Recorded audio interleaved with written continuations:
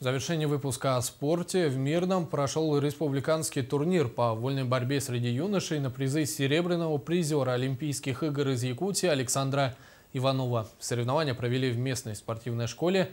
О том, кто победил в турнире, расскажет Анна Потах. На борцовском ковре встретились спортсмены из Мирного, поселков Тас-Юрях, Алмазный, Айхал, а также из Сунтара, Нюрбы и Оленька. Всего 150 участников. С каждым годом участников становится все больше, отметил легенда якутского спорта Александр Иванов.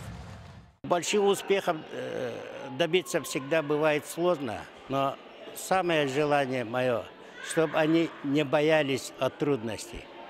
Без трудностей успехов не бывает. Вот этот турнир, хотя традиционно проводится республиканским, хотелось бы традиционно проводили всероссийскими. Вот тогда наши дети будут расти, тем больше уровня мероприятий, масштабного мероприятия. Дети расти будут уверенно и целенаправленно. Участникам турнира от 10 до 15 лет. Борцы соревновались каждый в своей весовой категории. Всего их 16.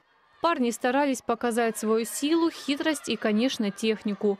В единоборстве двух спортсменов каждый из соперников, благодаря захватам, подсечкам и броскам, пытался положить другого на лопатки и победить. На каждую схватку судьи давали по 4 минуты. Эти соревнования как бы будут отбор на дети Азии 2000-2002 года. Республиканский турнир по вольной борьбе длился 2 дня. Итого 8 чемпионов из Мирнинского района, 7 из Сунтарского и 1 из Нюрбы.